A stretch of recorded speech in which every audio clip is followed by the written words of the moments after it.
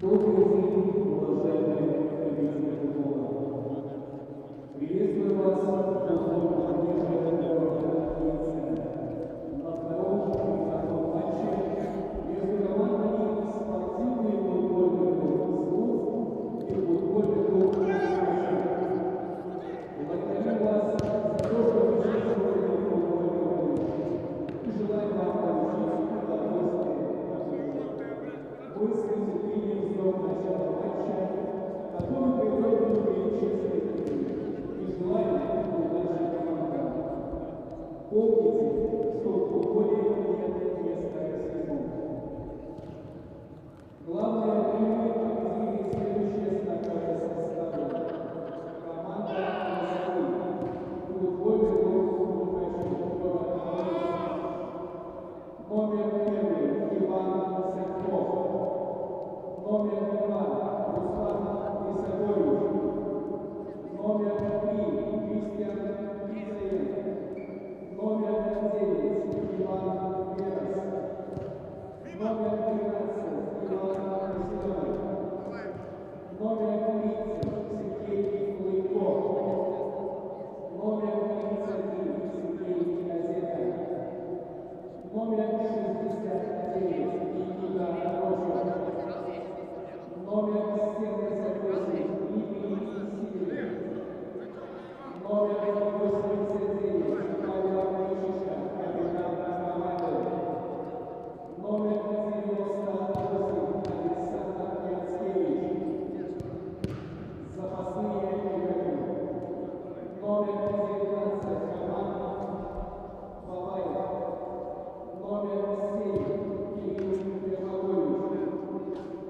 Номер 10 Павел Строчев. Номер 11 Константин Казаков. Номер 15 Андрей Айшаев. Номер 17 Роман Левов. Номер 18 Виталий Куликин.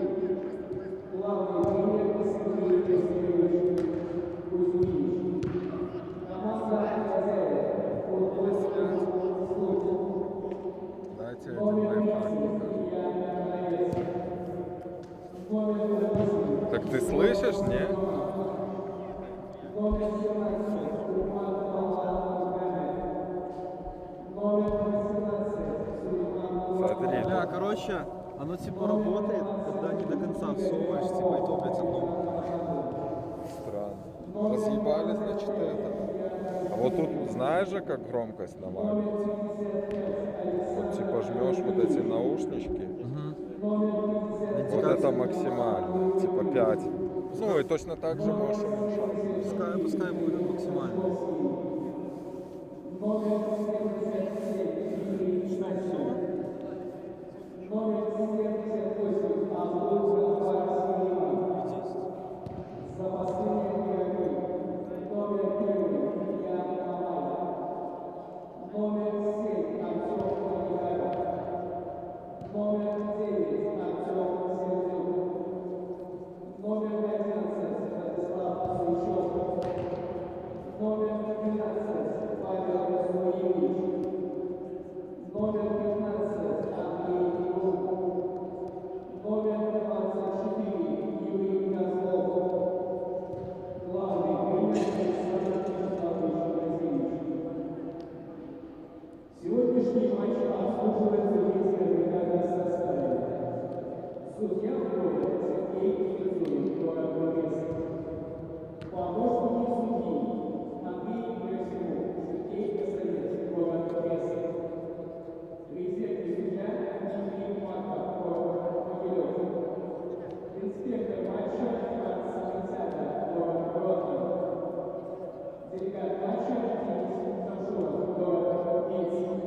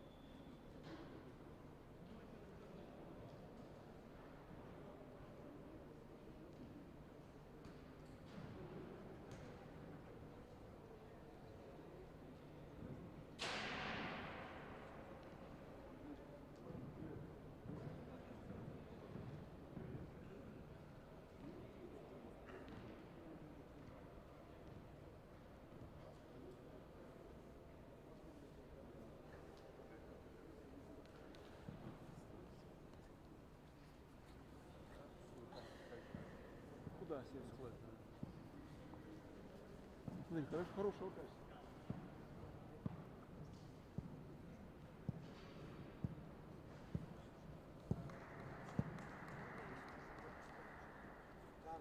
Покажи, я не знаю где.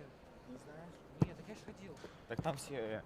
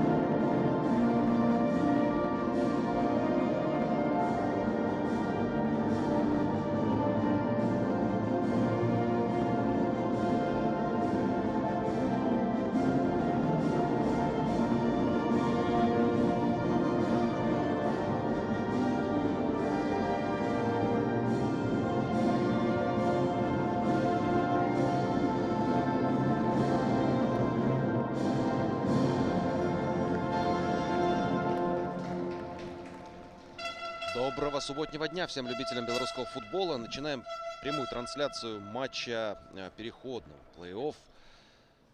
Последняя игра белорусского сезона 2020. Крумкачи и Слуцк, ну, сегодня номинальные хозяева именно Случане, поспорят за единственную путевку в высшую лигу сезона 2021. Ну, если, по крайней мере, речь идет о спортивном принципе. Мы не знаем там в связи с экономическими сложностями, как будет выглядеть чемпионат наш, его высшая лига через несколько месяцев. Но на данный момент вот 16 место разыгрывают эти две команды. Слуцк первый матч выиграл со счетом 0-2. Он проходил здесь же, на этой же площадке, и довольно долго не было понятно, где же именно пройдет ответная игра. В итоге решили, что, учитывая сложные погодные условия, зима, снег, мороз, пожалуй, лучше будет сыграть, пускай на искусственном газоне, но зато в относительном тепле и во вполне комфортных условиях. Сегодняшний матч обслуживает Сергей Стецурин.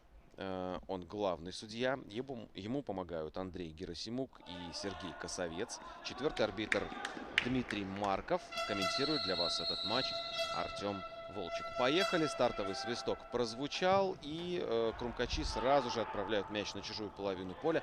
Ну а как иначе команде нужно отыгрываться после неудачи в первом поединке. Неудачи, в общем, закономерно ее не назвать, поскольку Крумкачи играли вполне на равных с представителем сильнейшего дивизиона. Однако свои моменты Слуцк реализовал. Там был гол, что называется, с подбора, да, с добивания забивал футболист Слуцка. Игорь Бабко, кстати, это был капитан команды. Но о составах мы чуть позже поговорим. Ну а затем пенальти, назначенный Андреем Василевичем. Пенальти, к которому вряд ли могут быть серьезные вопросы. В общем, просмотр повторов тогда убеждал нас, что действительно нарушение правил имело место быть. И толчок в спину. В общем, по крайней мере, повод для назначения 11-метрового игрок футбольного клуба Крумкачи дал более чем достаточный. Ну и таким образом 2-0 завершилась эта игра. Было еще пару эпизодов достаточно интересных. Илья Брановец, голкипер Слуцка, классно сейвил, спасал команду на последних минутах. В итоге так и закончили. И сегодня Слуцку для того, чтобы удержаться в высшей лиге, все-таки достаточно не проиграть, ну или даже проиграть с разницей всего лишь в один забитый мяч. Вот такая незатейливая задача, но мы знаем, футбол игра непредсказуемая и порой преподносит сюрпризы. Впрочем, с точки зрения стратегии у Слуцка крайне выгодная сейчас позиция. Можно, что называется, сушить игру, но мы, нейтральные зрители, болельщики, надеемся на то, что все-таки Слуцк сыграет, что называется, в атаку. Давайте поговорим о составах, кто же именно будет играть в атаку у Слуцка. Среди прочих это вот Илья Броновец, о котором я уже сказал, голкипер 30 номер. Полевые футболисты: Егор Семенов 8, Умар Бала Мухаммед 17, Сулейман Куанда 18, Игорь Бабко 23, он капитан, о нем я тоже упоминал. Илья Рощеня 25, Александр Анюкевич 55, Роман Кривулькин 59, Михаил Сачковский 74, Дмитрий Сасин 77 и Абдул-Гафар Сирима 78. Главный тренер команды Александр Бразевич. Если Слуцк уступит сегодня и пропустит в высшую лигу Крумкачи, то Александр Бразевич установит совершенно уникальное достижение. Он сумеет дважды вылететь из высшей лиги всего лишь за один сезон, да, поскольку команда, с которой он начинал этот год, Смолевичи, бесславно завершила турнир на последнем месте с минимальным буквально количеством набранных очков, там 14, если не ошибаюсь, у Смолевичей в активе было, а в пассиве под 70 пропущенных мячей. Ну что ж, Крумкачи. Иван Санько, голкипер, 1 номер. Полевые футболисты: Руслан Лисакович 2, Мпамизок Роллин 3, Иван Верас 9, Иван Василенок 13, Сергей Лынько 30, Сергей Козека 33, Никита Рочев 69, Дмитрий Сибелев 78, Павел Гречишка 89, и у него на плече капитанская повязка, Александр Яцкевич 98. Главный тренер команды Сергей Кузьминич. Вот любопытное обстоятельство. Кривулькин сейчас подает в штрафную, завершает его партнер, и таким образом счет открыт в сегодняшней встрече. Слуцк делает задачу Крумкачей, ну, практически нереальной, а забивает после подачи Кривулькина Умар Бала. Классно все разыграно, как по нотам, и ничего не поделать. Приходится возвращать мяч на центр поля футболистам в черной форме.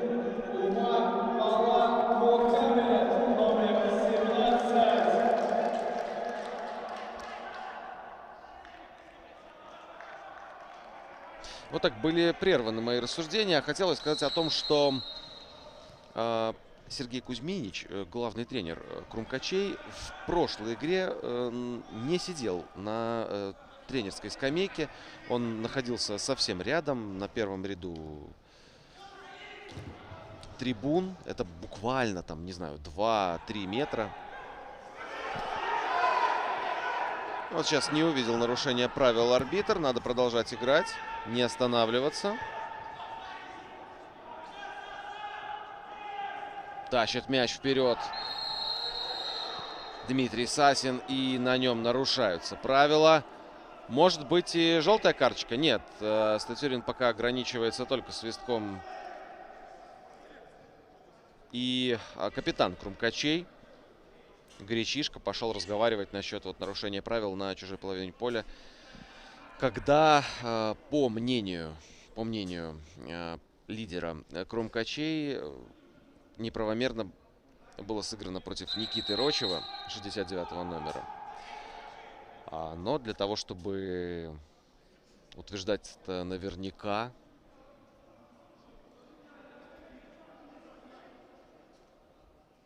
нужно быть крайне уверенным. Ну и сейчас Статюрин объясняет причины, мотивы своего решения.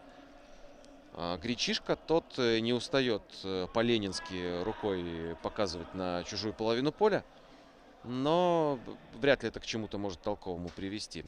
Штрафной удар, позиция выгодная. Да, немножко далековато, но тем не менее можно и пробить поворотом.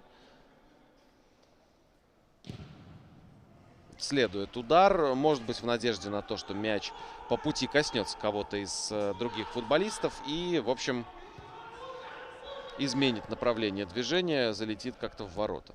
Но не в этот раз. Да, футбольный клуб Крумкачи, вы знаете, очень интересная история у этой команды. После вылета из высшей лиги фактически прекратила она существование и очень быстро воспряла. Буквально как птица Феникс, возродилась из пепла.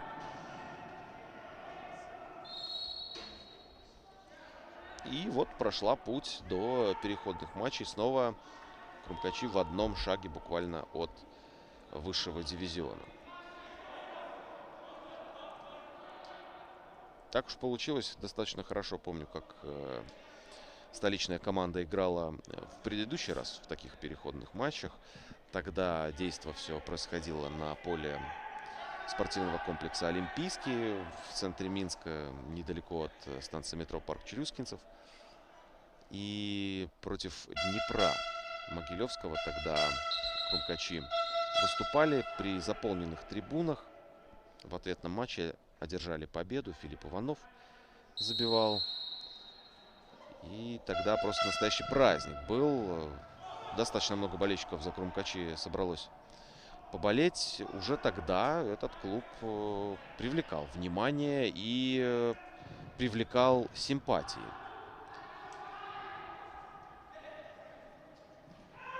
Мало что поменялось. Сейчас, конечно, желтая карточка должна быть. Это грубость. Грубость неоправданная. Прием откуда-то из единоборств, борьбы, там, UFC, не знаю. Подставляйте что угодно. И эту желтую карточку получает Сергей Лынько. 30-й номер. Первое предупреждение в сегодняшней встрече.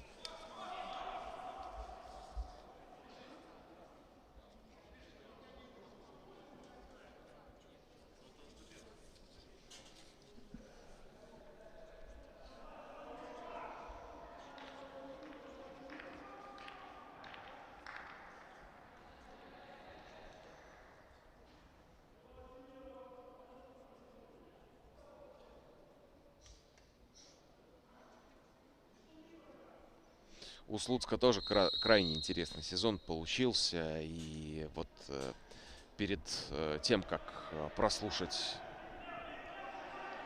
государственный гимн Республики Беларусь, мы имели возможность слушать чуть более свободную в нравах композицию. Крумкачи наконец дошли до штрафной площади Слуцка, но возможность для удара была упущена. Сейчас приходится короткий и средний пас включать и пробираться через множество игроков соперника. Ну, в итоге откат назад. Да, так вот, композиция — это международный гимн футбольного клуба Слуцк. Обязательно послушайте. Но, в общем, я даже немножко удивлен, что в клубе сочли нужным сделать эту композицию, ну что ли, официальной, придать ей какой-то статус. С чувством юмора точно у случан все в порядке. 11-я минута. Слуцк уже ведет в счете. Напомню, они сегодня хозяева. И положение, и номинальные хозяева в этом матче. Глупо было бы, да, если бы вот две игры, представьте, на футбольном манеже играются, который и в помине не является домашней площадкой ни для одной, ни для другой команды, а в итоге все решается из-за преимущества по количеству, например, выездных мячей. Но, к счастью, этого казуса уже точно не будет, потому что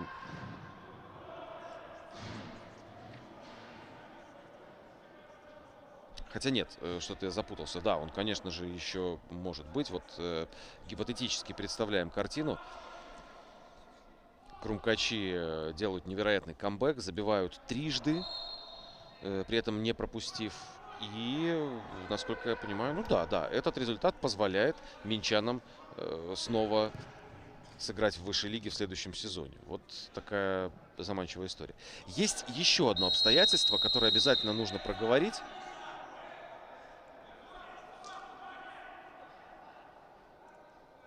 Досталось здесь сразу двум игрокам с крумкачей. Лежит на газоне Лисакович. Ну и получил по лицу, похоже... К сожалению, не вижу номер. Тем не менее, думаю, что оба футболиста смогут продолжить матч.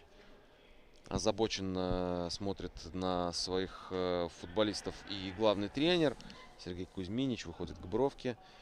Да, второй пострадавший это...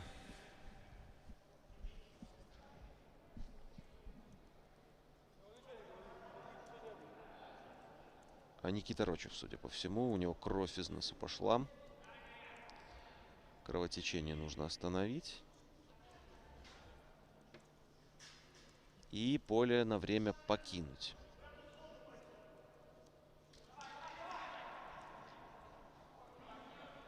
Руслан Лисакович, второй номер. Как две капли воды похож на Виталия, который ныне уже бомбардир московского «Локомотива».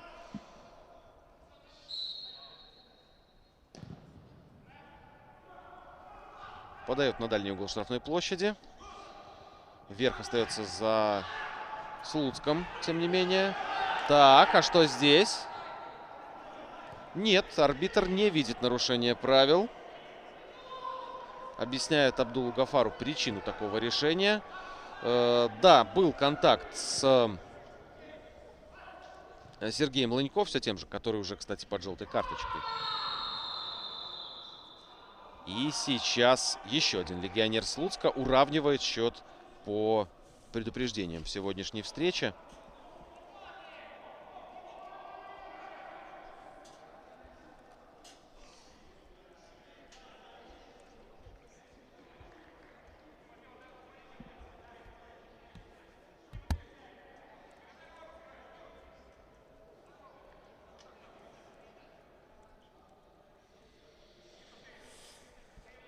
Умар Бала.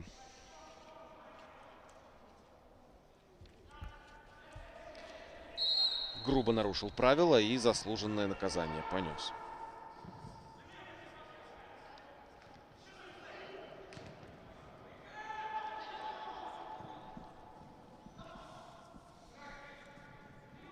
Гафар ошибается в передаче. Перехват. Может быть, быстрый переход на чужую половину поля.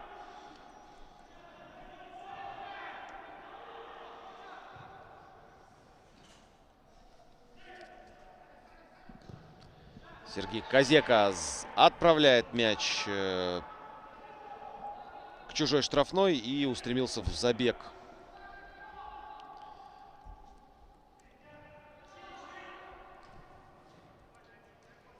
Александр Яцкевич, да, но догнать мяч не сумел. Куанда.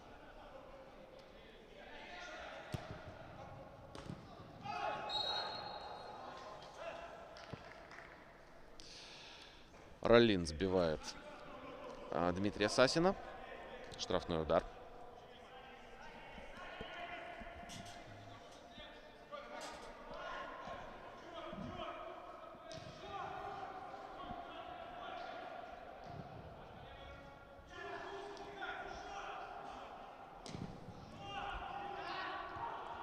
Ну а вот и Иван Верес готов вступить в игру после того, как оказали 9-му номеру медицинскую помощь. И врачи Крумкачей возвращаются на скамейку. Судя по всему, все в порядке с игроком минской команды. У Слуцка был крайне интересный сезон, который наверняка запомнится и останется в истории клуба как совершенно особенный момент. Команда начала с чемпионат серии очень успешных поединков.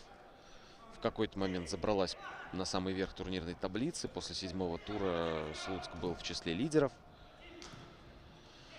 Ну и этот же период совпал с тем спорным по-прежнему моментом, когда продолжался чемпионат Беларуси, несмотря на сложную эпидемиологическую ситуацию. Будет второй мяч или нет? Здесь, конечно, 11-метрового быть не могло. И более того, я бы сказал, что арбитр мог еще и желтую карточку показывать за симуляцию, но все же простил. Простил Дмитрия Сасина, который чересчур артистично изображал толчок со стороны соперника.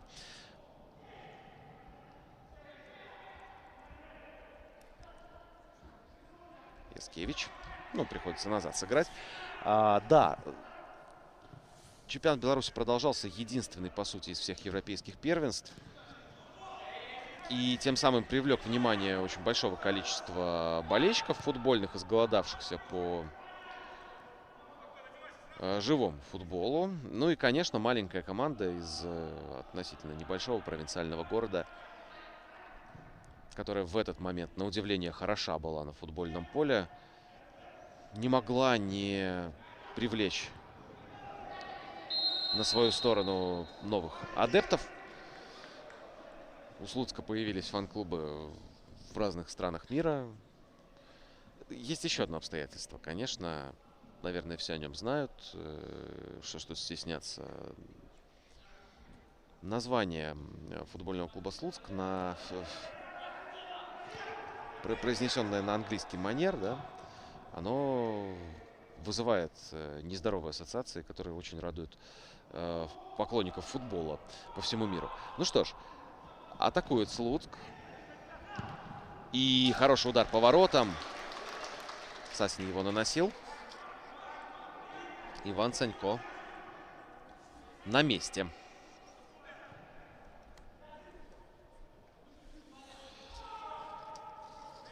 Ну и казалось, все так здорово складывается. Вот и болельщики новые, и результаты хороши. Но все довольно быстро закончилось. Слуцк начал проигрывать, начал все глубже опускаться по турнирной таблице.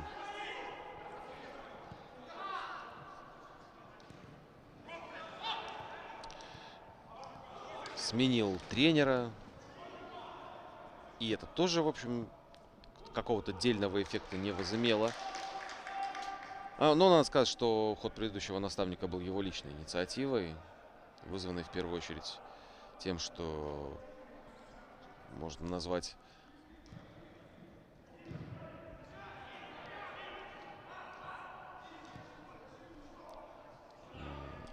усталостью, да, от проекта.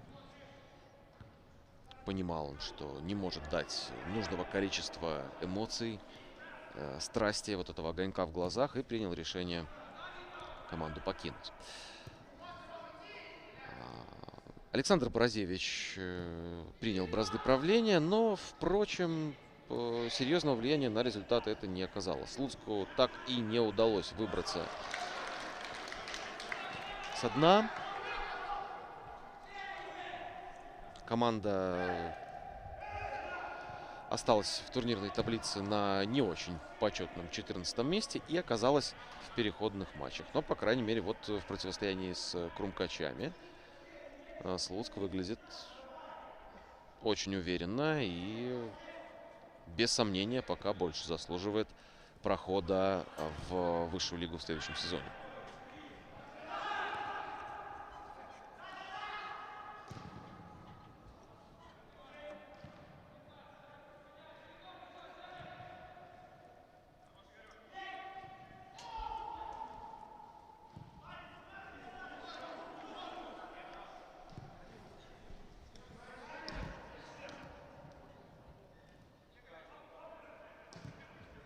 Крумкачи владеют мячом, но это на чужой половине, на своей половине поля, наоборот, да. И пока без продолжения, без интересного развития. По сути дела, ударов по воротам Слуцка мы пока не видели вообще.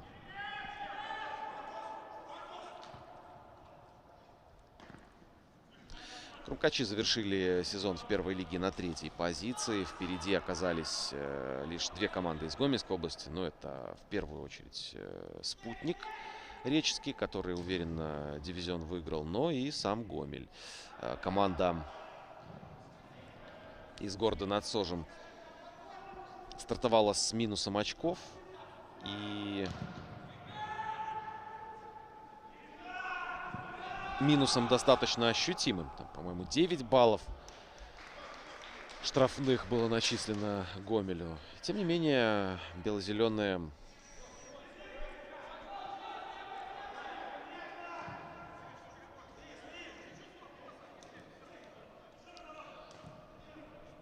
провели сезон достаточно мощно и возвращаются в вышку. Кстати говоря, вопрос, поднимется ли Гомель, задавался буквально до последнего тура, потому что именно Крумкачи и Гомель оспаривали вторую строчку. Лишь результаты поединков в заключительном игровом дне отправили напрямую в сильнейший дивизион именно Гомель. Крумкачи вынуждены были играть в переходных матчах. Пока получается не лучшим образом. 23-я минута. 1-0 Слуцк ведет. И 3-0 общий счет по итогам двух поединков.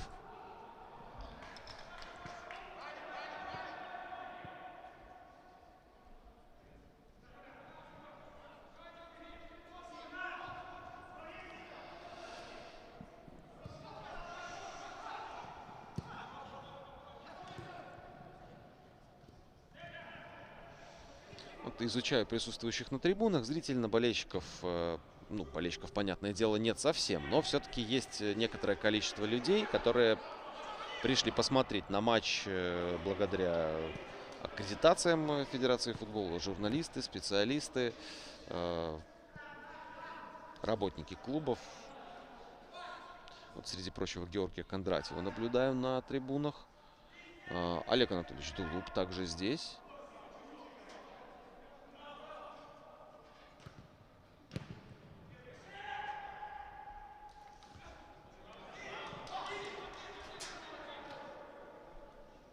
Но в целом людей чуть поменьше, чем во время первого матча.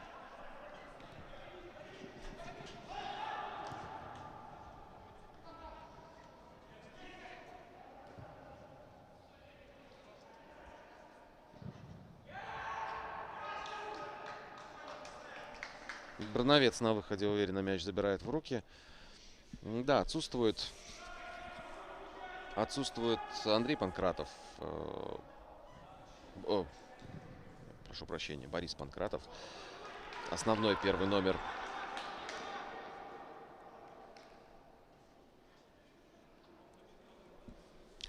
футбольного клуба Слуцк.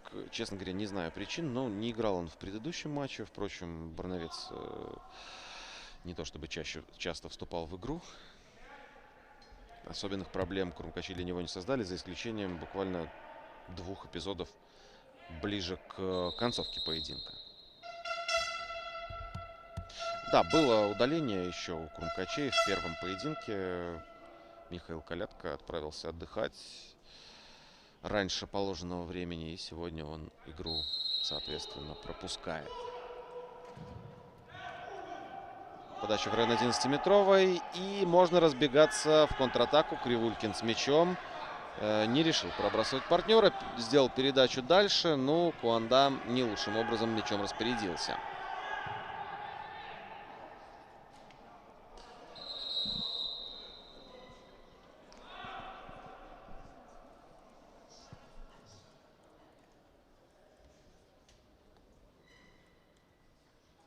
Ну, а один из футболистов Крумкачей продолжает лежать на газоне. И голкипер Слуцка подсказывает, что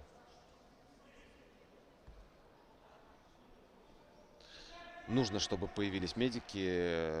Видимо, какая-то заморозка нужна. Неприятное болевое ощущение. Повредил спину игрок Крумкачей. Но думаю, что игру продолжить он сумеет все же. Илья Рощеня подошел попить водички. Какие-то напутствия от Александра Бразевича получил. 25-й номер Слуцка. И готов притворять их в жизнь на футбольном поле.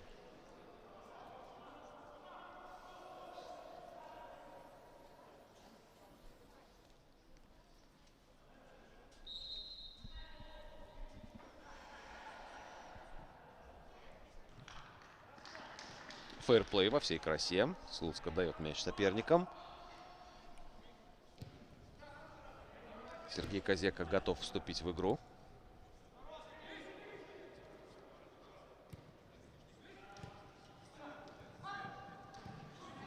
Неплохо Лисакович пяткой, но прочли замысел футболиста соперники. Кривулькин налево. Довольно активен Роман. Он уже сделал одну голевую передачу сегодня. Поучаствовал во взятии ворот и похоже, что останавливаться не собирается.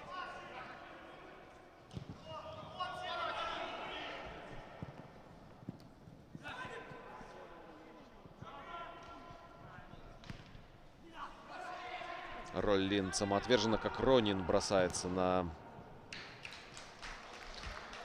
игроков Слуцка, но угловой удар. Тем не менее.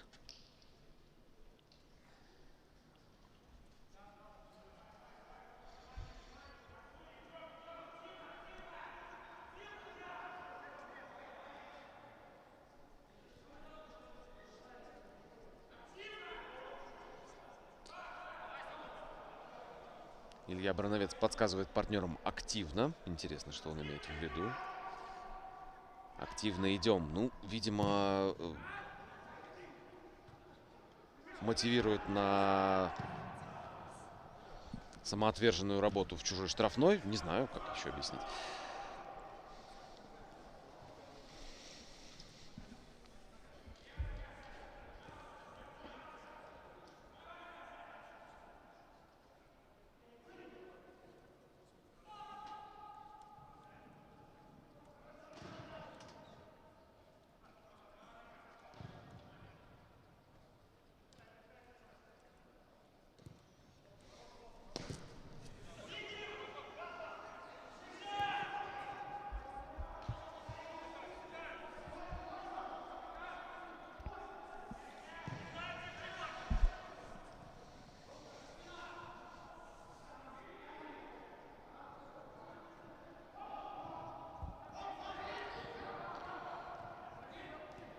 Конда сбрасывает назад на партнера. Получает по ногам. Арбитр молчит.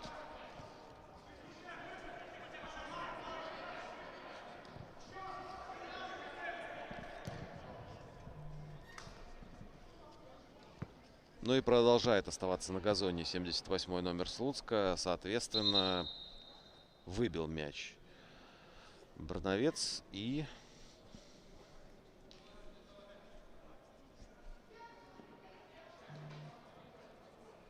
готов медицинский штаб вступить. Ну, вроде бы и сам справляется легионер Слуцка.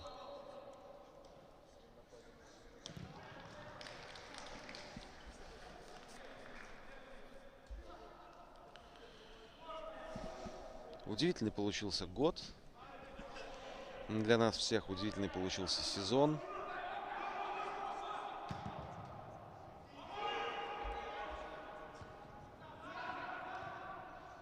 И, похоже, межсезонье тоже получится удивительным. Новость о том, что... Сегодняшняя новость о том, что Игорь Стасевич стал игроком Солигорского «Шахтера», скажем так, поражает воображение.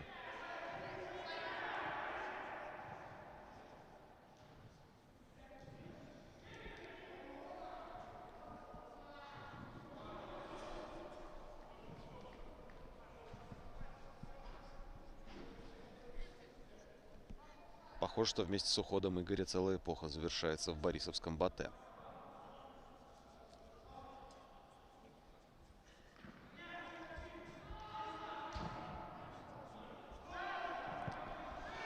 Ранее Егор Филипенко также подмахнул договор с горняками. Ну и вообще, есть ощущение, что «Шахтер» решил собрать все возможные сливки и прочую сметану с белорусского первенства для того, чтобы закрепиться в статусе сильнейшей команды турнира уже на постоянной основе. Ну а с другой стороны таблицы тоже есть свои события, куда менее приятные. Например, информация о том, что в футбольном клубе «Городея» есть огромные вопросы по наполнению бюджета на следующий сезон. И это как раз то обстоятельство, о котором я уже начинал говорить. Дело в том, что вполне может так случиться, что сегодняшние поединки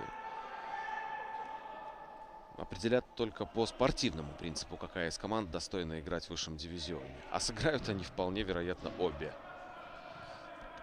Такие вот интересные расклады. Или, может быть, еще интереснее. Слуцк может сегодня выиграть, а в высшей лиге в следующем сезоне не сыграть. А Крумкачи проиграют и сыграют. Может и такое быть. Но это уже из разряда фантазий и каких-то... Ну, это пенальти, да, да. Действительно цеплял Сулеймана Куанда футболист Крумкачей. И 11-метровый, без сомнения, дает Сергей Стецурин. Вряд ли будут какие-то вопросы, и без огонька спорят игроки Крумкачей с решением арбитра, понимая, что в этой ситуации Стецурин вполне справедлив.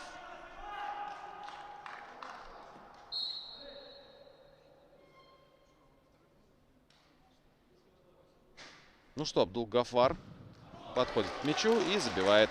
2-0. 2-0. Сам заработал, сам пробил. Обнимаются игроки Слуцка. Пожалуй, интрига на этом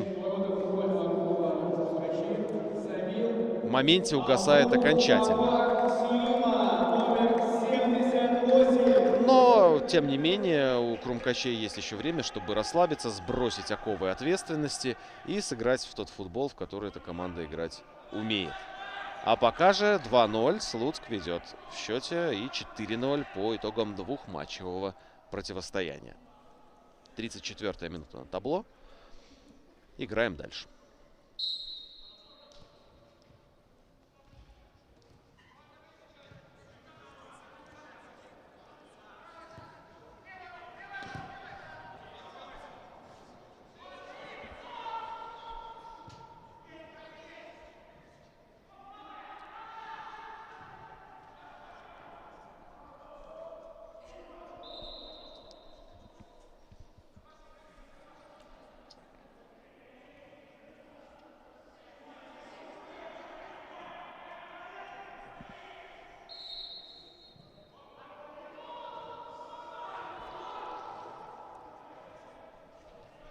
Вот так два африканских легионера Слуцка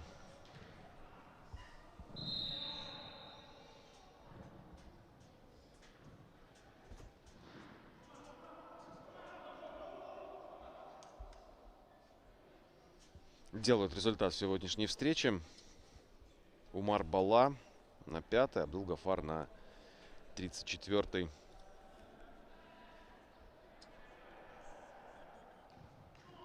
Наносит два точных удара.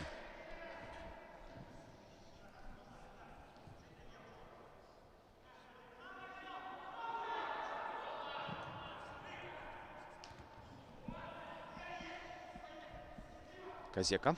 Направо передача.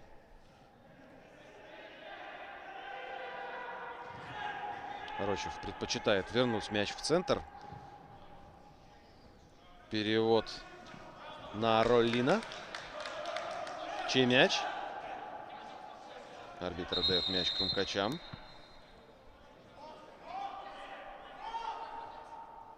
Рощев вбрасывает аут. Казека. Передача в центр. Яскевич. Не получилось выиграть верховую борьбу. И переход владения. Слуцк вполне может позволить себе действовать сейчас исключительно на контратаках.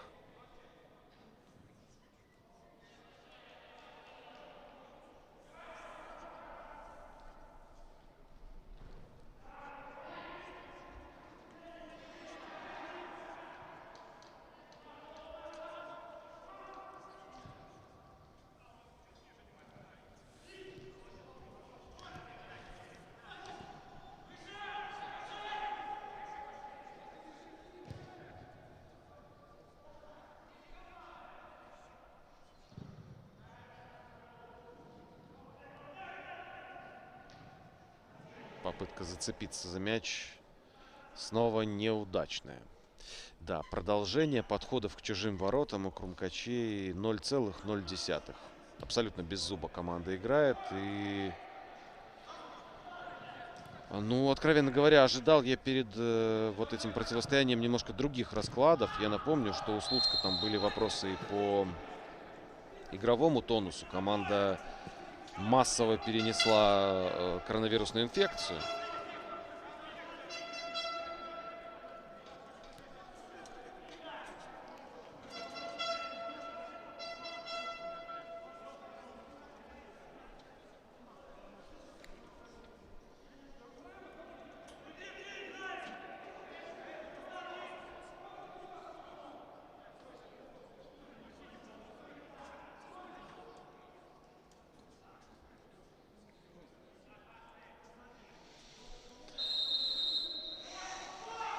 Будет подача в штрафную. Куанда наносит удар поворотом. Мяч над перекладиной проходит. Голкипер ситуацию в любом случае контролировал.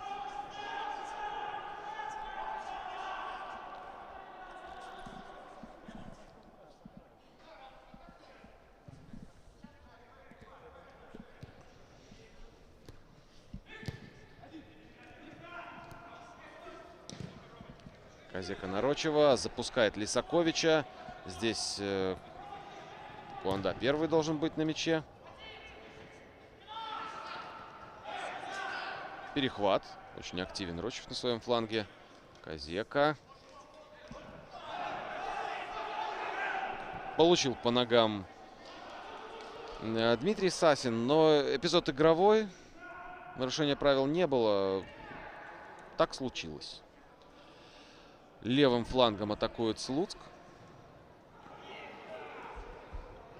И ошибается голкипер на выходе. Но если бы не Роллин, счет бы уже разгромным становился.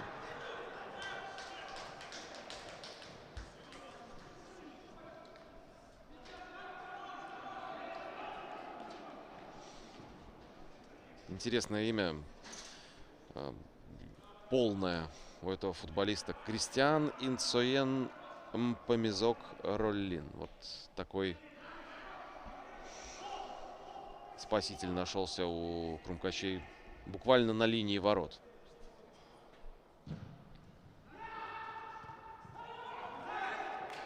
А сейчас выручает свою команду Иван Санько. Впрочем, фиксирует арбитр офсайд. Опять же, Куанда оказался в положении вне игры. Очень успешно этот центральный защитник ходит в чужую штрафную во время стандартных положений.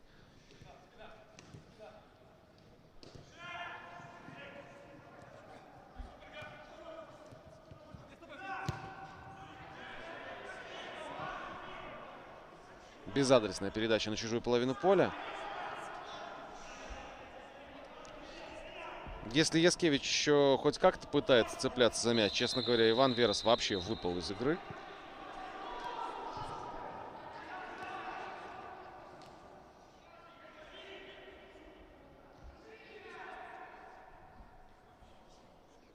Эдаким призраком баражирует в районе центрального круга.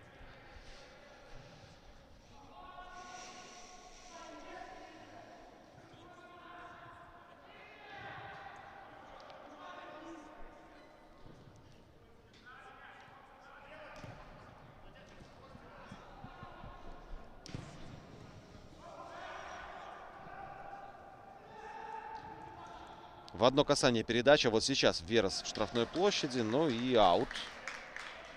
Не более того.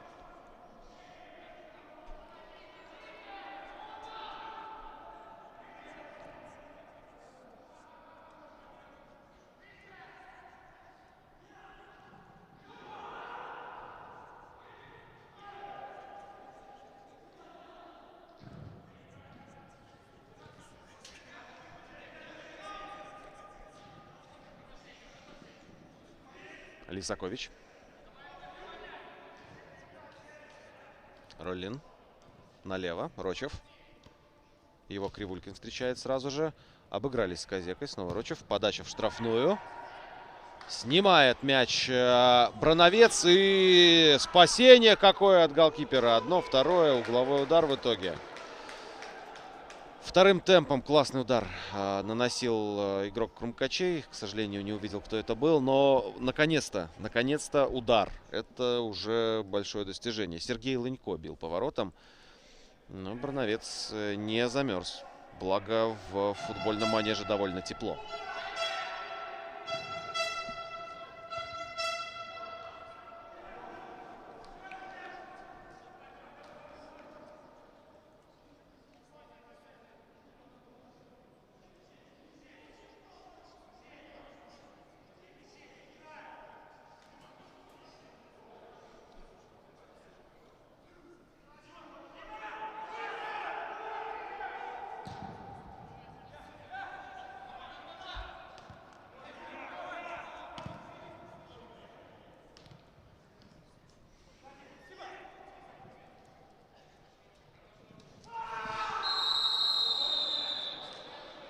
Душераздирающий крик Рочева. Кривулькин получает желтую карточку. Это второе предупреждение для Слуцка в первом тайме.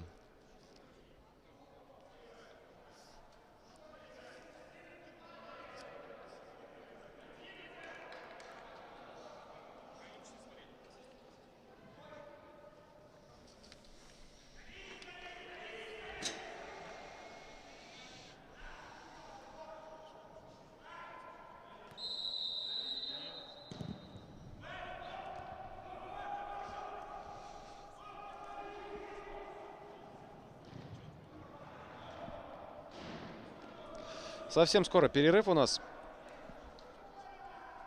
44-я минута на табло.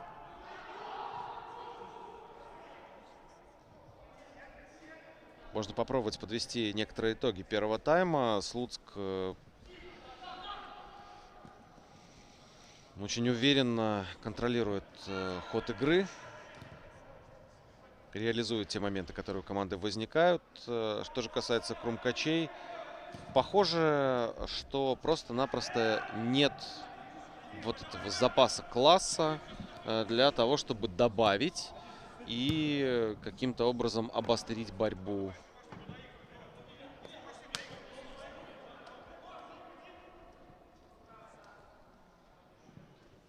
В этом противостоянии.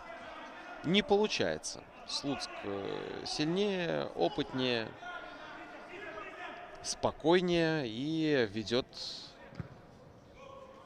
со счетом 2-0.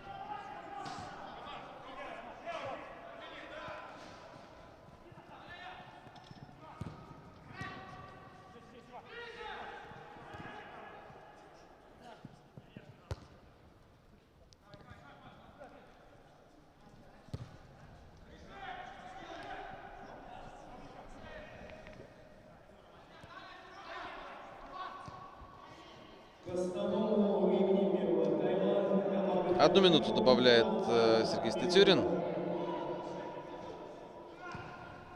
И эта минута проходит, как ни странно, в атаках именно номинальных хозяев сегодняшнего матча Слуцка.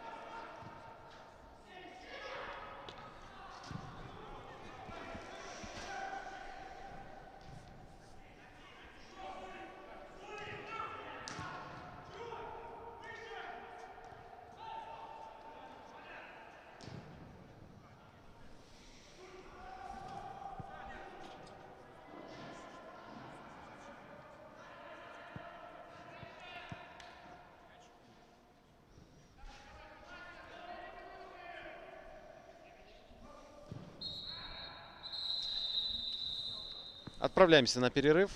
Через 15 минут вернемся в прямой эфир.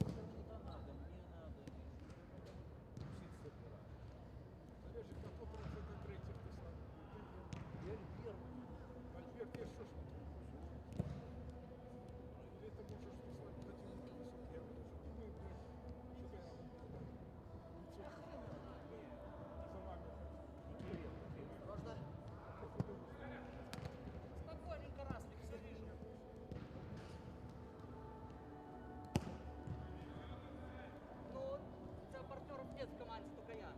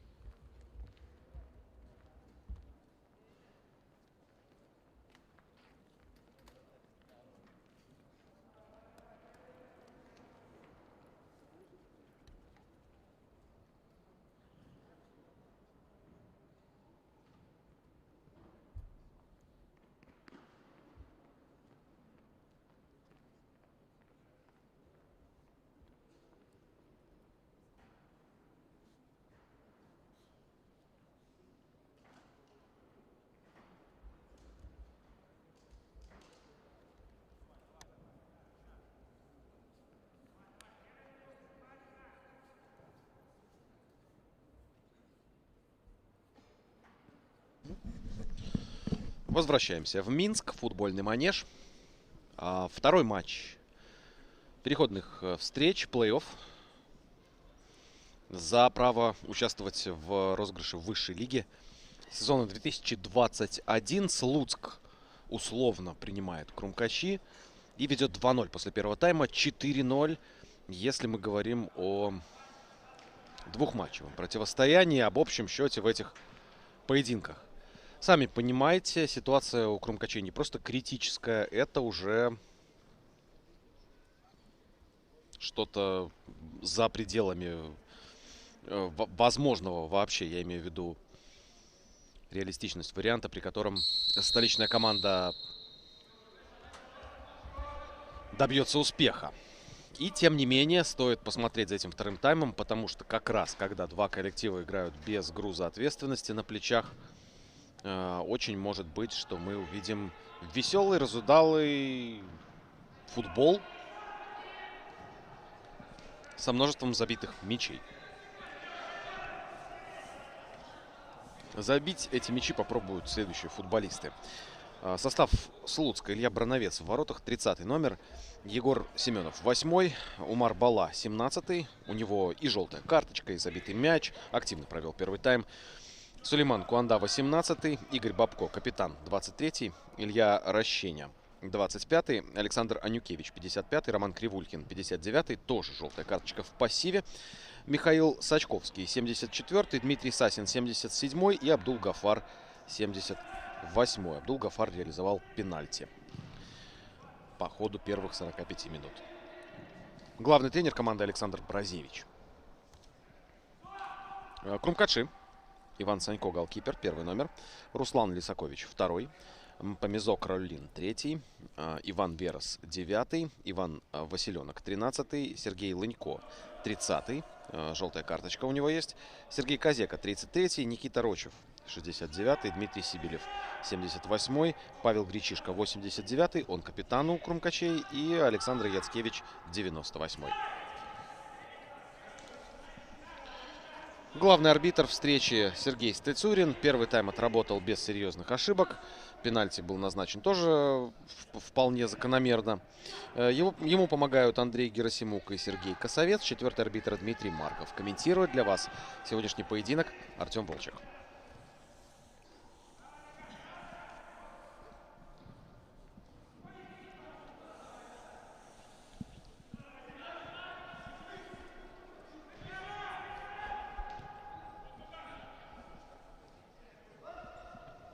Неплохо развивается атака Слуцка, но Роллин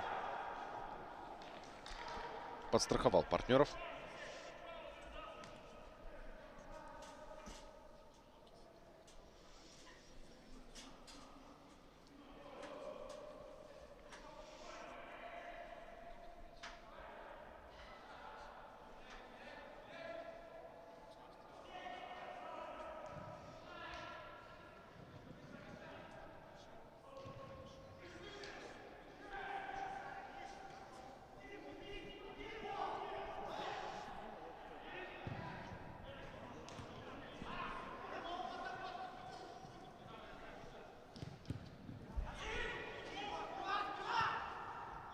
Куанда получает толчок в спину, и арбитр реагирует на его падение. Штрафной удар.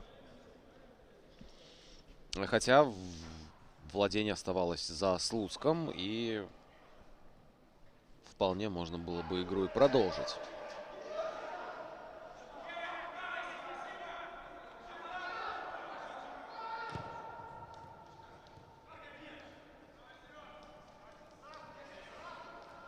Ой, здорово, как проходит 17-й номер Слуцка вперед.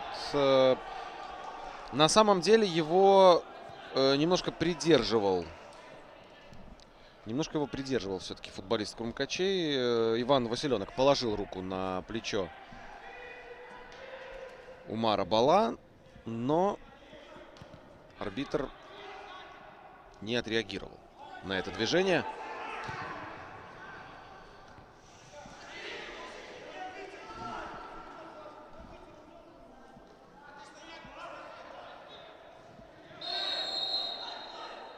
Еще один фол.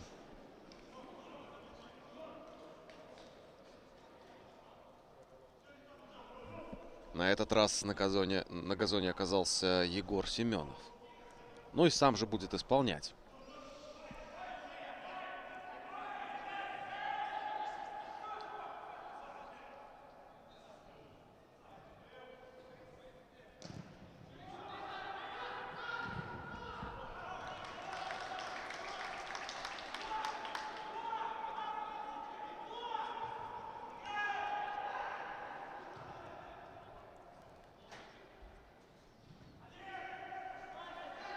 Козека. Был вариант развернуть атаку направо, но Козека предпочел дальнюю передачу на чужую половину поля сделать.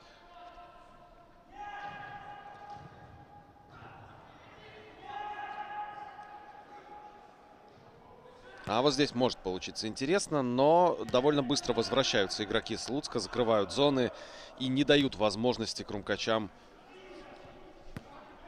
в полную мощь гонять по чужой половине поля. Лынько.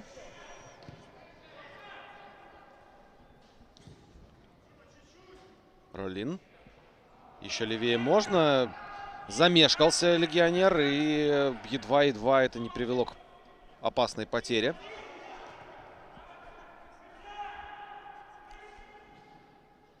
Ну а вот сейчас пошел в обводку и успешно справился с задачей. Впрочем, арбитр останавливает игру, поскольку того же Ролина подталкивал в спину Дмитрий Сасин.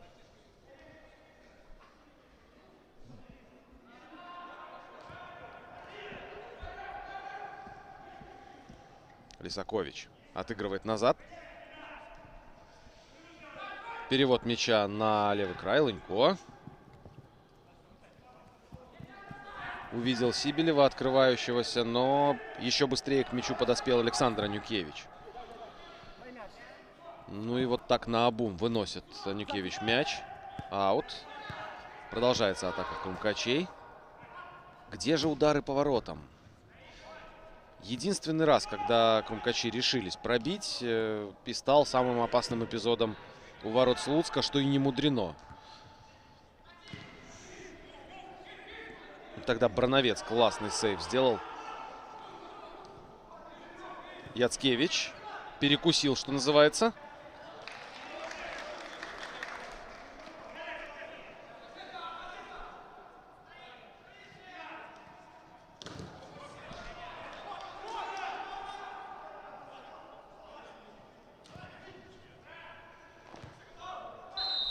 Вне игры фиксирует арбитр. Передача была в неправомерно находящегося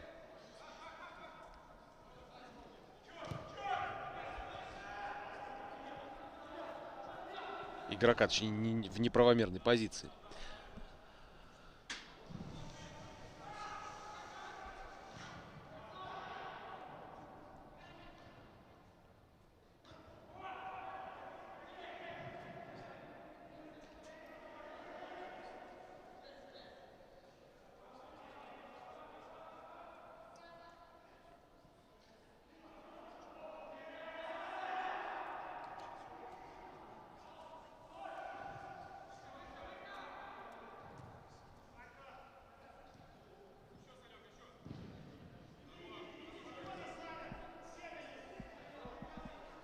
Анюкевич.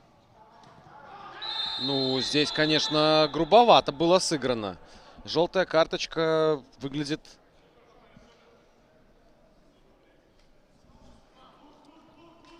верным решением.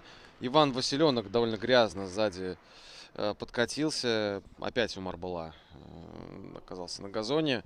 Опять досталось 17-му номеру. Ну и по желтым карточкам у нас ничья, 2-2.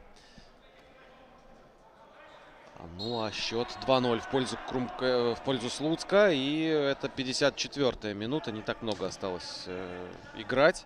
Учитывая сверхзадачу, которая есть у футбольного клуба Крумкачи.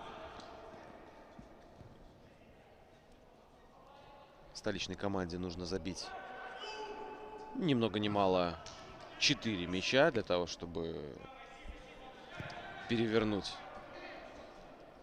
расклады. Меньше никак не хватит для того, чтобы в следующем сезоне сыграть в высшей лиге. Еще раз, всегда на протяжении всей трансляции делаю эту пометку по спортивному принципу. Потому что как оно случится на самом деле, в каком виде белорусский футбол предстанет перед нами, скажем, к апрелю 2021 года, сказать мне лично очень трудно. И в такой ситуации вполне может получиться, что и Крумкачи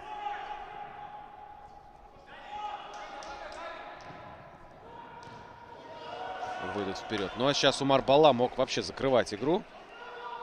но ударил настолько плохо, что мяч, вместо того, чтобы залететь в ворота, едва ли не потолок футбольного манежа ударился.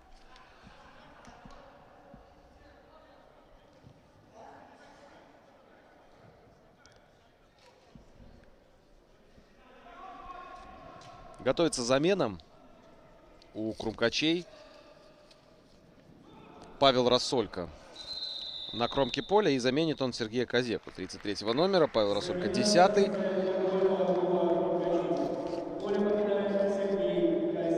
Для Сергея Козеки нынешний сезон завершен.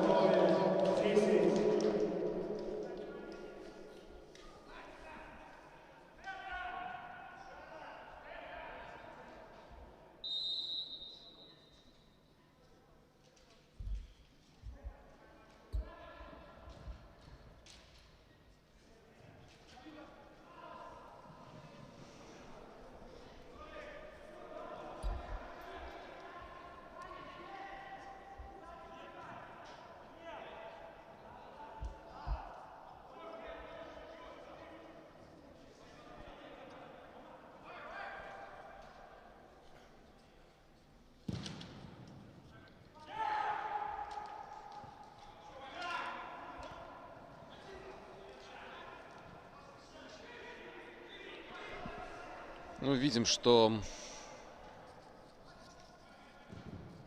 Рассолько вышел на ту же позицию.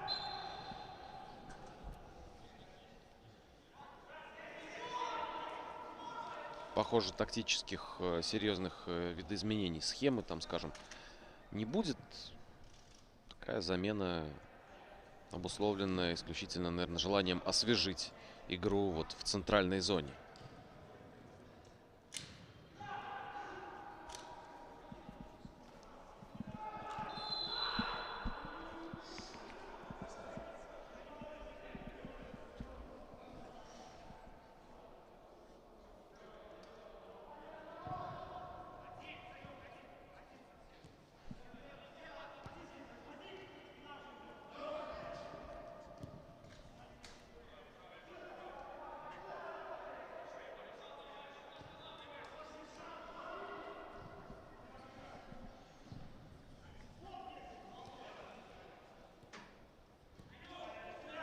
Выход на чужую половину через левый фланг. Передача неточная, перехват.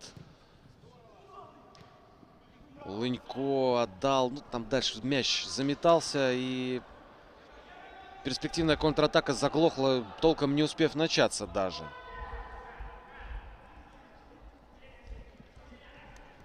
Умар Бала. Слева есть вариант. Бала разворачивается, играет назад. И снова наблюдаем этот перекат от Слуцка, который, очевидно, согласен на то, чтобы матч завершился прямо сейчас.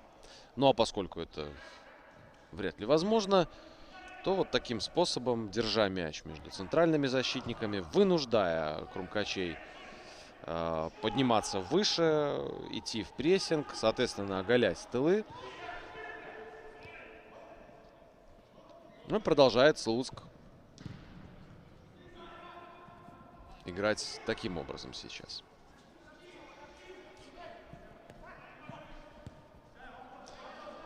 Какие еще запасные есть у обеих команд? Какие есть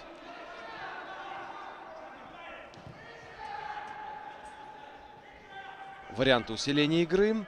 У Слуцка Илья Мамай вратарь, и полевые Артем Паникаров, Артем Сердюк, Владислав Сычев, Павел Зуевич, Андрей Рум и Юрий Козлов. Но обращают на себя внимание фамилии опытного Козлова и такого популярного на старте сезона Артема Сердюка. Впрочем, выход Сердюка, может быть, и не слишком просматривается, учитывая счет на табло и задачу, которая сейчас есть перед Слуцком. Еще одна вне игры. Снова Лынько в офсайде оказывается. У Крумкачей Роман Бабаев, 19-й, это вратарь. Полевые Кирилл Ермакович, Павел Рассолько уже вышел на поле. Константин Казаков, Андрей Ольшаник, Роман Плехов и Виталий Лихтин.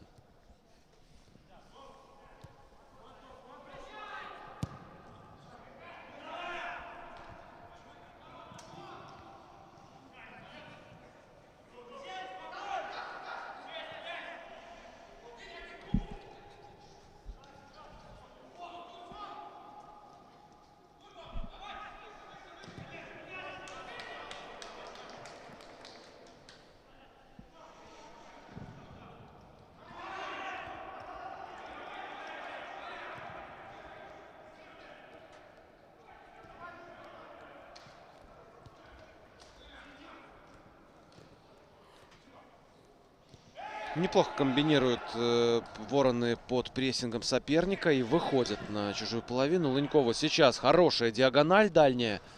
Если бы там не было защитника Слуцка, то получили бы выход 1 на 1. Передача была хороша. Но правильно выбранная позиция помогла футболисту номинально хозяйской команды прервать передачу. Было нарушение правил, но просит арбитр перебить. Роллин по катящемуся мячу нанес удар. Ну, вот сейчас уже все нормально.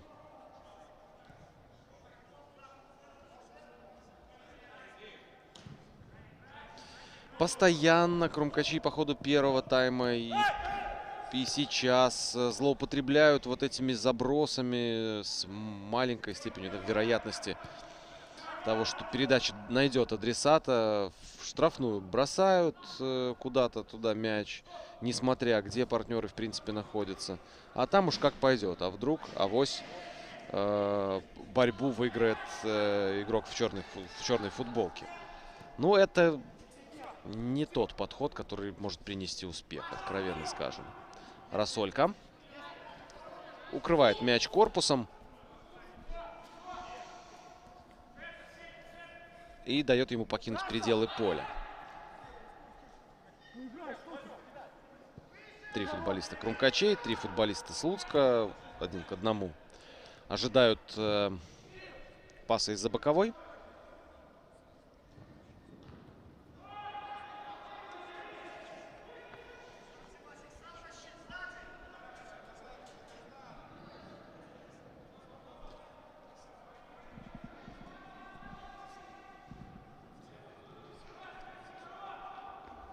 Прозвучал свисток арбитра.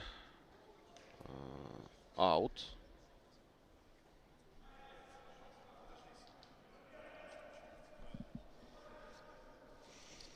Ну и, наверное, стоит отметить уверенную игру Руслана Лисаковича. Грамотно он корпусом отместил Дмитрия Сасина от мяча.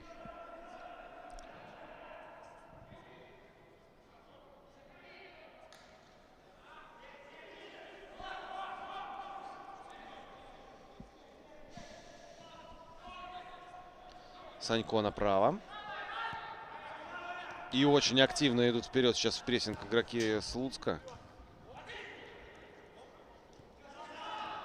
Это еще не прессинг Аталанты, но уже шаг на пути к высоким идеалам. Проникающая передача в штрафную, не точно.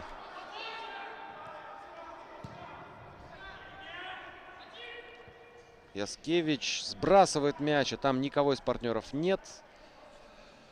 И снова нужно отвоевывать владение, расставляться и пытаться выходить от своих ворот. А время идет, 64-я минута.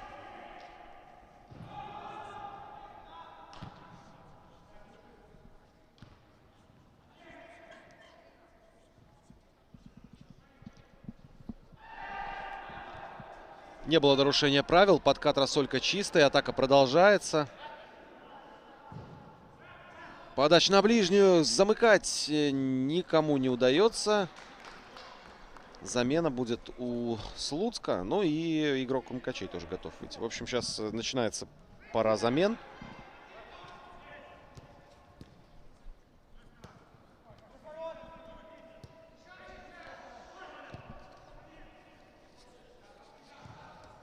У Слуцка это Павел Зуевич, 12-й номер. И поменяет он Абдула Гафара, автора одного из 2 забитых мячей. Именно он и заработал, и затем реализовал 11-метровый.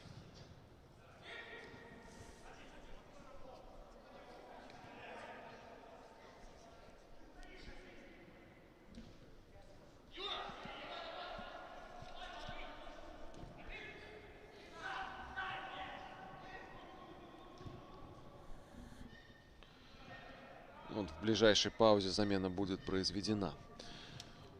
У Крумкачей, может быть, тоже в ближайшей, Кирилл Ермакович. 7-й номер готов вступить в игру. Вместо кого чуть позже узнаем. А пока очень неплохую позицию для удара по воротам со штрафного зарабатывает Слуцк. Замена в составе футбольного клуба «Слуцк». Поле покидает Абдул Гафар Сиева, номер 78. Поблагодарим за игру.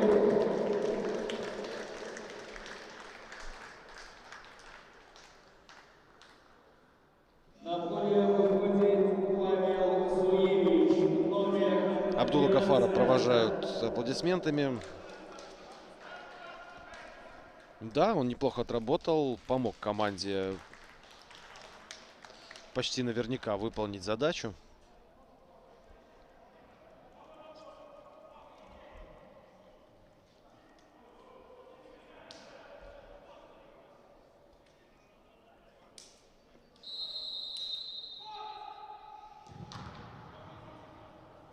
Прямой удар по воротам. Интересное решение. Все-то ожидали навеса в штрафную, но попробовал приложиться Михаил Сачковский. Однако попал в единственного футболиста, который в стенке находился.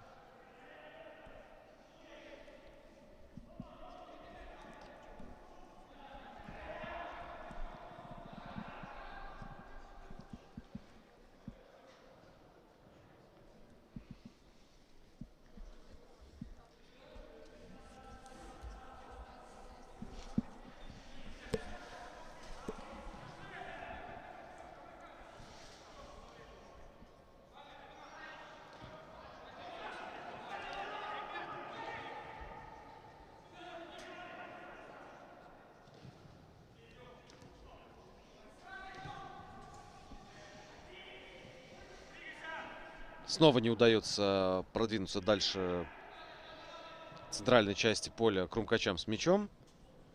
В короткий пас совсем не выходит.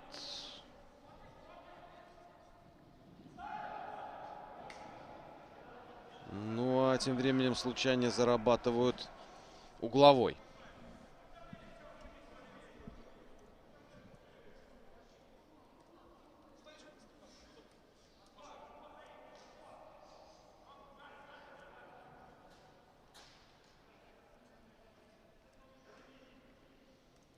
Хорошее настроение на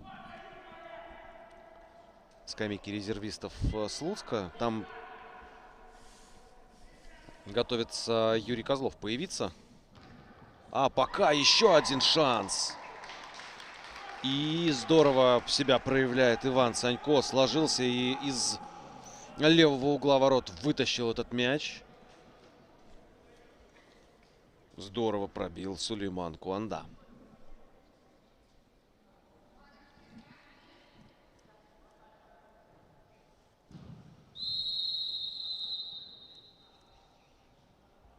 Фиксирует нарушение правил главный арбитр. И вот сейчас замена.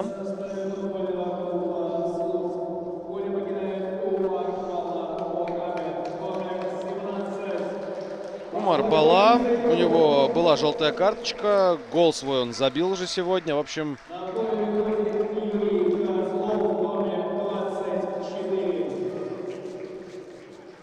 весь необходимый набор был уже у Умара для того, чтобы его поменять. Таким образом, 24-й вместо 17-го Юрий Козлов. Человек, не нуждающийся в представлении. Опытный боевитый футболист.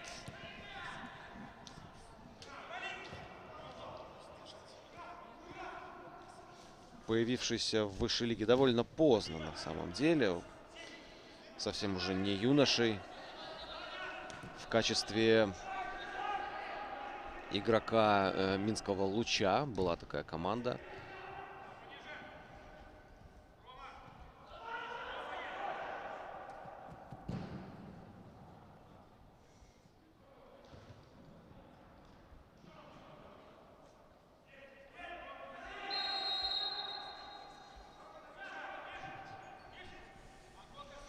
Ну а сейчас защищает цвета футбольного клуба Слуцк.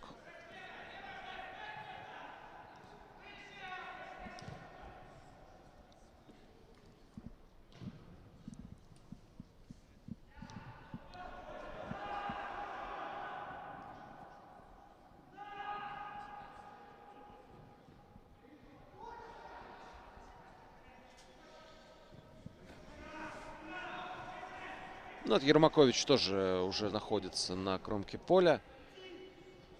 Готов войти в игру. Ну, а пока его партнеры продолжают владеть мячом, все же пытаясь нащупать слабые места в построениях Слуцка и атаковать через эти слабые места.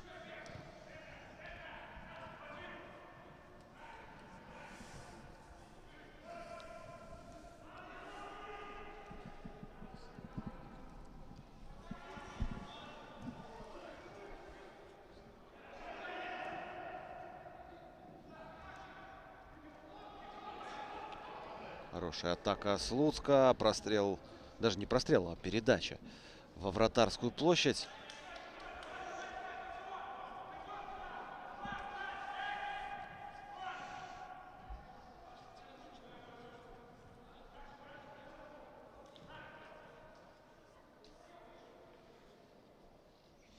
Еще один угловой.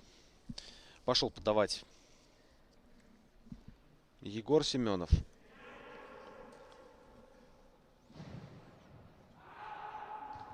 Ошибается на выходе вратарь.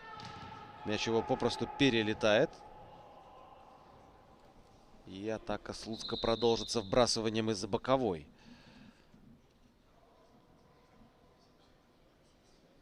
Судя по всему, одному из игроков Крумкачей попал в область паха мяч. Это всегда неприятно.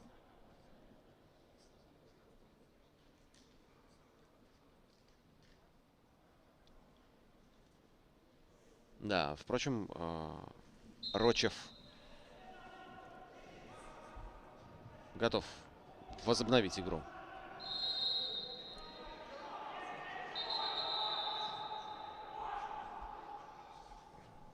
Замена составит футбольного клуба Крумкачи. Поле покидает Иван Василенок, номер 13. Иван Василенок, он был под предупреждением. 13-й номер с поля уходит. Кирилл Ермакович, 7-й, появляется. Таким образом, оба тренерских штаба сделали уже по 2 замены. Еще остается возможность для одной правки. 74-я минута тем временем на секундомере. И 2-0 Слуцк обыгрывает Крумкачи без особых трудностей, похоже, справляясь с соперником из первой лиги.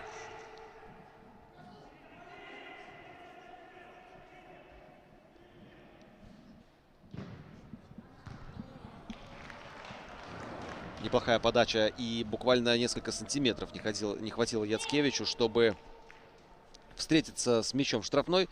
Сулейман Куанда помешал. Угловой удар. Ну вот, не такое уж и частое событие. Подобный стандарт в исполнении Крумкачей. Последовал розыгрыш. И вот сейчас подача. На подборе игрок Крумкачей бьет по воротам. Это крайне неточно. Дмитрий Сибелев может лучше. Может лучше, знаю точно. Но почему-то нам этого показывать не хочет пока.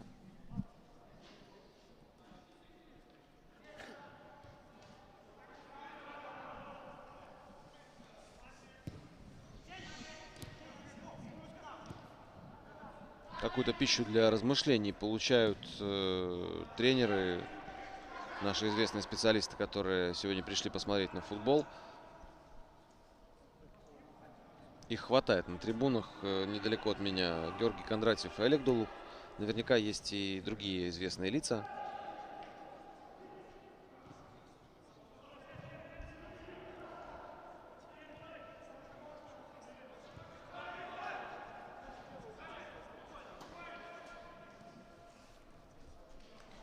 Ошибся Сергей Лынько. Между прочим, единственный футболист с предупреждением, который продолжает игру. Вот всех остальных тренеры, как сговорившись, желтокарточников поменяли.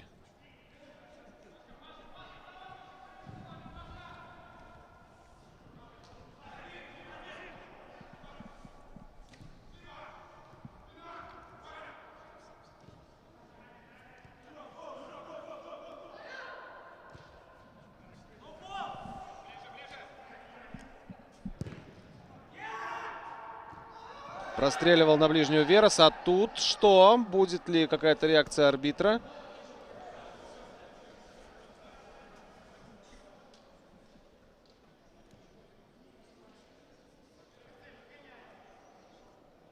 А вот у меня на самом деле есть вопрос сейчас к Сергею Стацюрину. Почему он на точку не показал? Безусловно, Илья Брановец не успел к мячу и руками коснулся ног соперника, который был на мяче первым.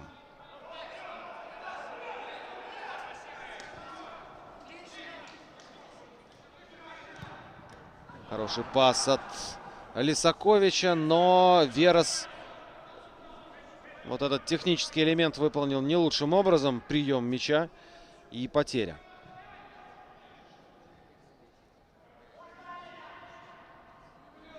Классно на технике. Передача в штрафную.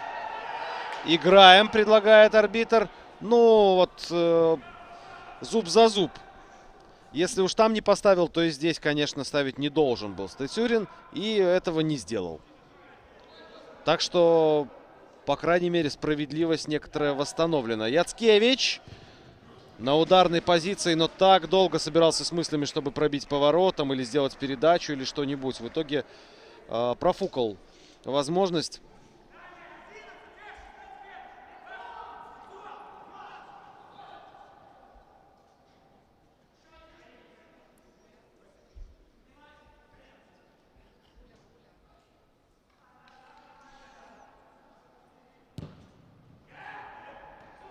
Ну, а здесь без особых сложностей для Брановца.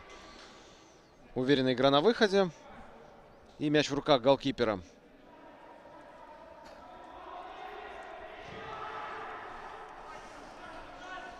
Быстро развивается атака Слуцка по правому флангу.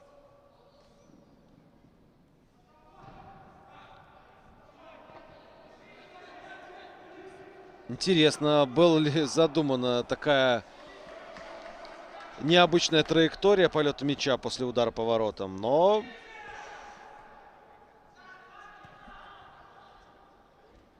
вне зависимости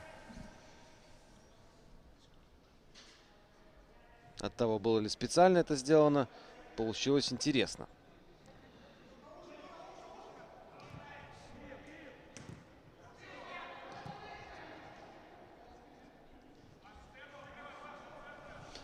Вообще неплохо обороняется Слуцк, практически не давая сопернику подобраться даже к штрафной площади.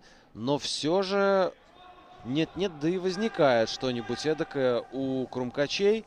Вот вспомнить хотя бы за последние пару минут проникающая передача на Яцкевича. И возможность, по крайней мере, размочить счет в этом противостоянии. А то получается, что за 2 матча крумкачи вовсе ни разу не отличились.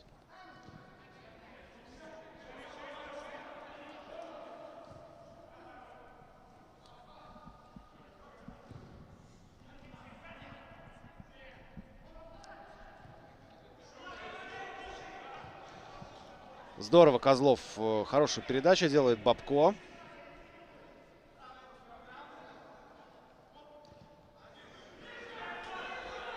Не точно. Лынько. Ошибся под давлением и неудобную сделал передачу на голкипера. В итоге Санько был вынужден просто отправить мяч за боковую.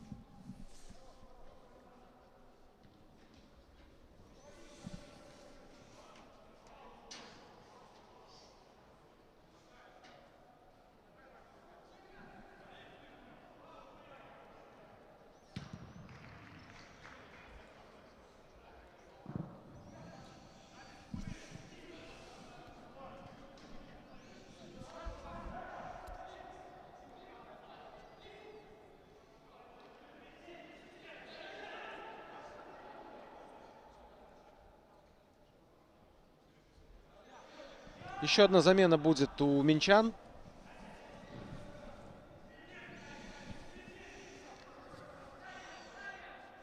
Вот и Сергей Лынько в ближайшее время завершит участие в матче. Таким образом, не останется ни одного футболиста, получившего ранее желтую карточку.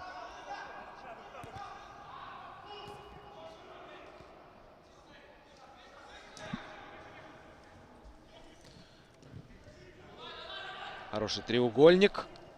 Выход через правый край. Сибилев. Яцкевич поднимает голову, будет подавать. Нет, сделал передачу на набегающего партнера. Сибилев простреливает. Кто замыкать на дальний будет? Там футболист должен находиться и завершать эту атаку результативным ударом. Но там никого нет.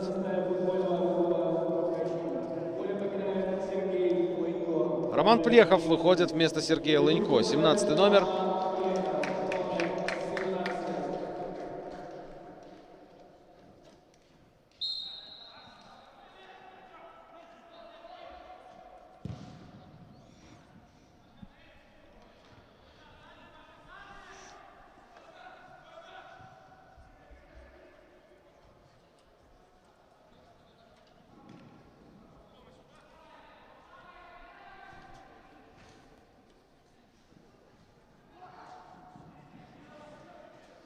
И сразу же следует ответ тренерского штаба Слуцка. 15-й номер. Андрей Рум готовится вступить в игру. Это последняя замена в сегодняшнем матче. 83-я минута. Все движется у нас к развязке. И развязка эта вряд ли будет оптимистичной для Воронов. 2-0 в этой встрече. 4-0 по итогам двух матчей. Уж и не знаю, что должно произойти. Точнее, знаю, что должно произойти. Должны крумкачи 4 мяча забить. Не знаю, как именно, не представляю, как именно это должно произойти. Для того, чтобы все-таки крумкачи вышли победителями в этом сражении.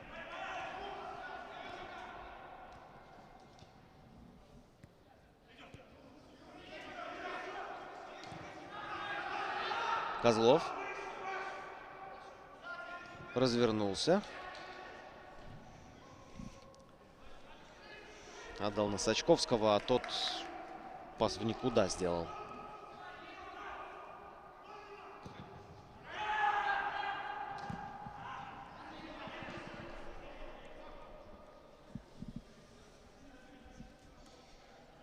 Снова Сачковский. Диагональ налево. Козлов не смог принять мяч. И Игорь Бабко, капитан команды, кому передаст повязку.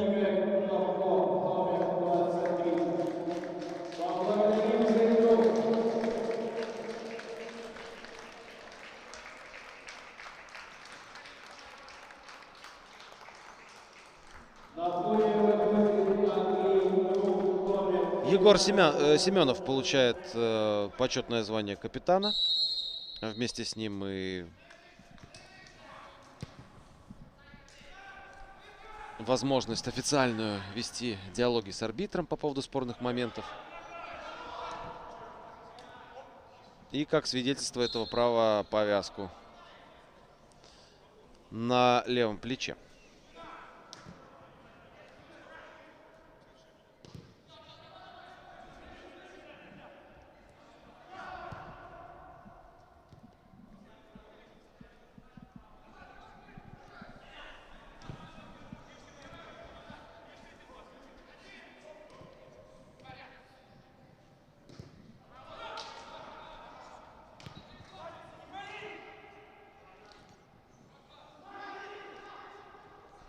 Очень неплохо Лисакович пяткой, стильно.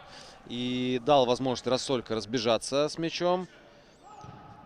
Рочев сам пошел в штрафную. Решил обострить таким образом, не знаю. Но получилось так себе. Ответ Слуцка.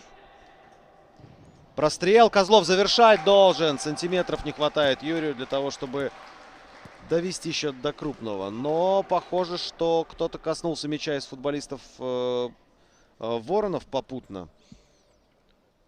Поэтому увидим еще один угловой удар.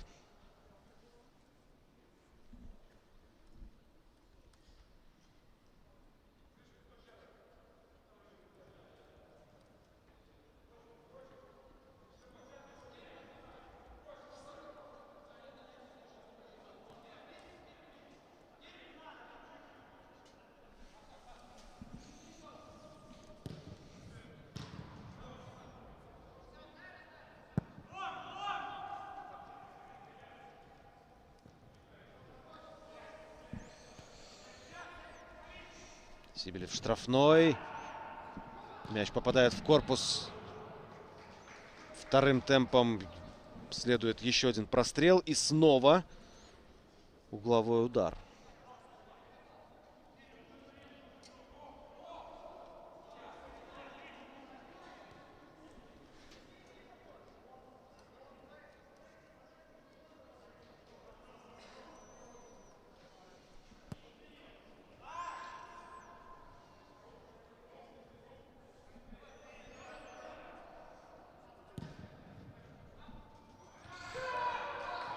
Каким чудом сейчас Куанда не попадает в рамку ворот. Буквально с 2 метров. И выиграл борьбу, и хорошо открылся под передачу. Вообще Слуцк, конечно, силен стандартами. И в который раз продемонстрировал нам это. Но, повторюсь, чудесным образом Куанда пробил мимо, а мог бы стать третьим темнокожим футболистом, отличившимся в сегодняшнем матче.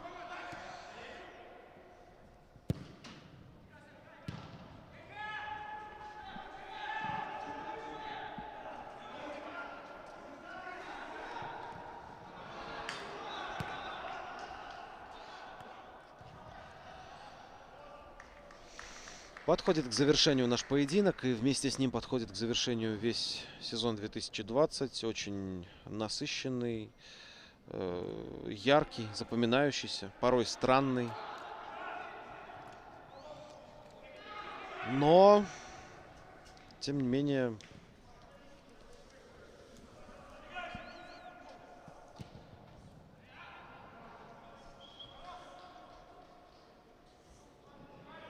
сезон, который в истории футбола белорусского останется как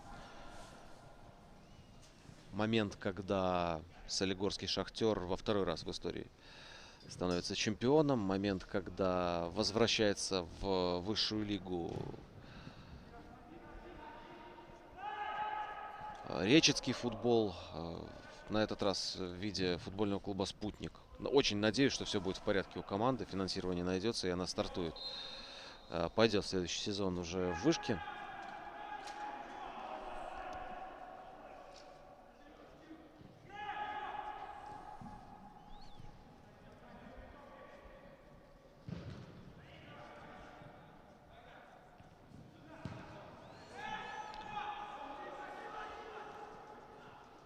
Сезон, когда о белорусском футболе узнали многие болельщики из стран далеких от Беларуси.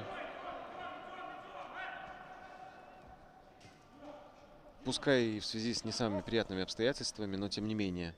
2 минуты добавит главный арбитр к основному времени второго тайма.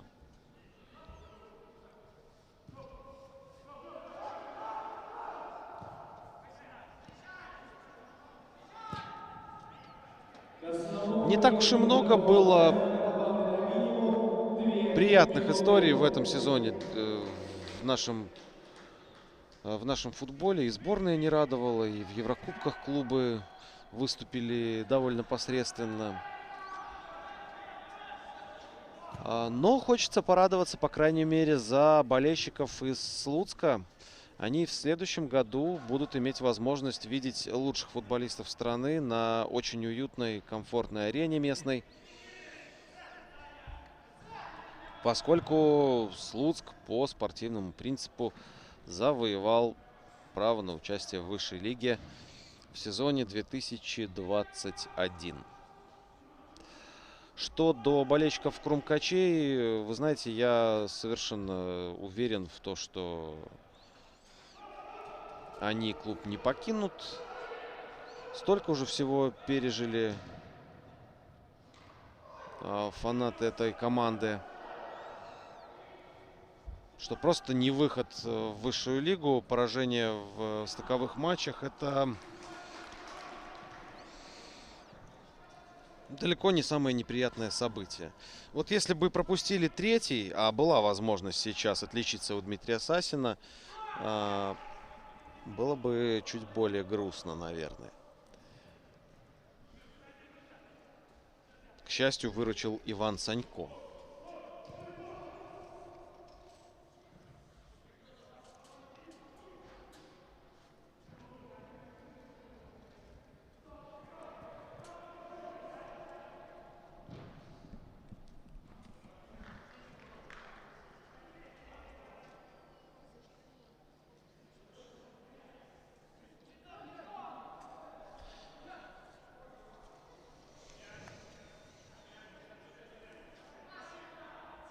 Ну, напоследок еще возможность у крумкачей подать угловой. Я же скажу, что мы, в свою очередь, тоже старались показывать для вас футбол и делать это как можно лучше. Ну, а крумкачи напоследок все-таки хлопнули дверью. Александр Яцкевич забил головой после подачи углового. 2-1 счет становится.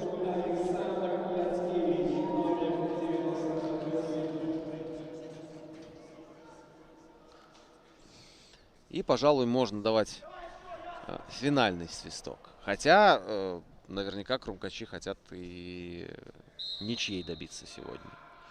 Раз уж пошла такая история. Но нет. Сергей Статюрин завершает этот поединок. 2-1. Победа Слуцка.